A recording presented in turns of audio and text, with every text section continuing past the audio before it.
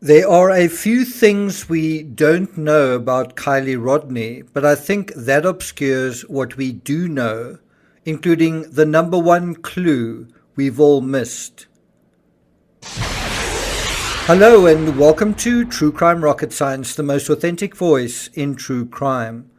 Now, according to the authorities, Kiely's phone is turned off at 12:33 a.m. on Saturday. Now, why is this significant and what does it mean?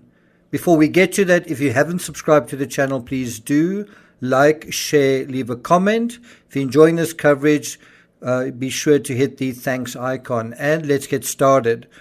So, number one, why is it significant? Why is the turning off of her phone significant? Well, let's contextualize ourselves. Let's go through what I think this is the most comprehensive timeline that is out there. So at 10:30 p.m., Kiely responded to a text from her boyfriend slash ex-boyfriend, Jagger Westfall, saying, "Oh, I'm sorry that you're going through that." Westfall said, and that was the last time I heard from her. Then about half an hour later at 11 p.m., Sammy and Kiely went to Kiely's silver Honda to charge their phones. This is very significant. Apparently, during this period where they're charging their phones, they arranged that Sammy would get a ride home with her. And so it seems like in about 90 minutes, either Sammy changed her mind or Kiely was suddenly intoxicated, far more than she was at 11. That's also quite significant. What happened in that 90-minute interval? Did anything else happen during this encounter between Sammy and Kiely? Was anyone else with them? Did anyone else see them? Also, how long were they charging their phones? Were they there long enough for the phones to charge 10%, 20%, 50% or more? Then half an hour later, after starting to charge their phones, Kiely texted her mother to say she planned to leave in 45 minutes. Now, it's possible that's one of the reasons Kiely charged her phone, was so that she could make contact with her mother, so that she could send this text. Then 55 minutes later, 55 minutes after this text to her mother, Kiely and Sammy said goodbye to one another directly, so in person. This is where things get a little dodgy. Sammy apparently changes her mind about getting a ride back with Kiely, deciding she's too intoxicated. So where does that leave Kiely? And why doesn't Sammy drive Kiely back instead? Or have Kiely return with their group? At 12:30 a.m., Kiely is last seen. This is confirmed during the press conference on 11 August. Again, we've kind of got to ask, seen by whom? Who was the last person to see Kiely alive? That's always a very important question in true crime. Then 3 minutes later, Kiely's phone is turned off. This was also confirmed by the authorities during a press conference. And that raises the question, how do they know for a fact that her phone was turned off? Now, one possibility is that her service provider provided this information along with confirmation that her phone hasn't been in use since. Now, apparently 3 minutes after that, at 12:36 a.m., Kiely called Sammy again, asking if she needed a ride.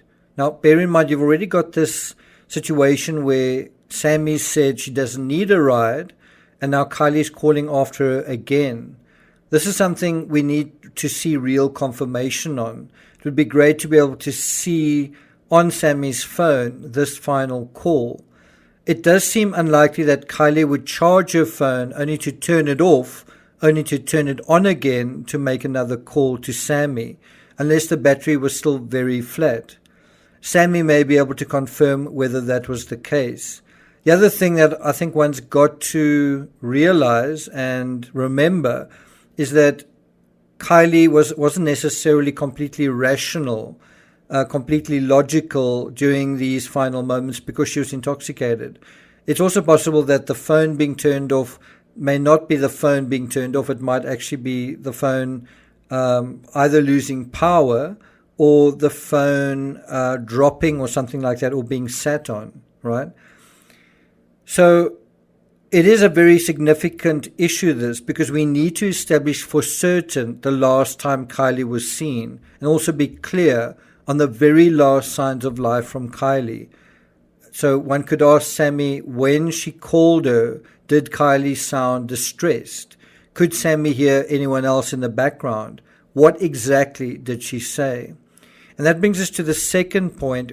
What does it mean? What does it mean, the handset being turned off at 12:33?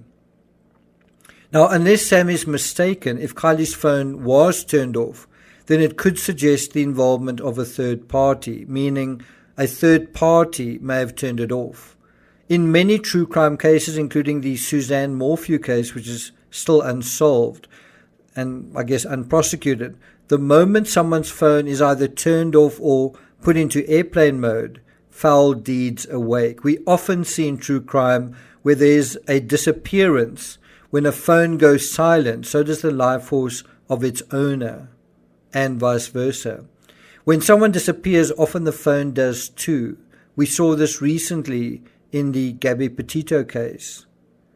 In the Chris Watts case, Shanann's phone, when it was found, was also turned off. Shanann, according to her friend Nicole, never turned her phone off.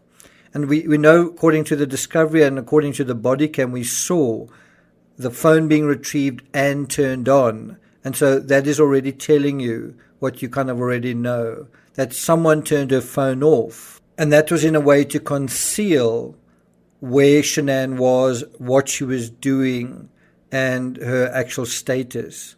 We also know in the Amanda Knox case, both her phone and her boyfriend's phone are mysteriously turned off during a crucial phase on the night that Meredith is murdered. Is there any other time they turn off their phones over a weekend or over a holiday period? And so we've got to ask the same question about Kiely. Did she typically turn off her phone? Was Kiely in the habit of turning off her phone or allowing the battery to run down? It seems very unlikely that Kiely herself would intentionally turn off her phone at a time when she would still be needing it, during a sort of a party scenario. I mean, isn't that why they've just charged their phones? To have them on and available. So this strongly suggests, in my opinion, that Kiely was the victim of foul play. If she encountered someone who had the presence of mind to seize and switch off her phone, that same someone likely did the same to his own phone. So here's some true crime rocket science for you. One theoretically simple way of solving this case is by identifying and linking the phone numbers of all 300 individuals present at the party and simply cross-referencing which numbers went silent at roughly 12:33 a.m. Make sense? Well, it's easier said than done, but hopefully that is something the authorities can do. So I'm not going to take it further than that. I will be showing you a couple of images and video from one of the patrons of True Crime Rocket Science. Her name's Terry, who's actually gone to the Prosser camp and has been asking questions, taking photos, and doing her investigation on behalf of this channel. So we'll possibly be doing a proper live interview with her a little bit later on, so look out for that.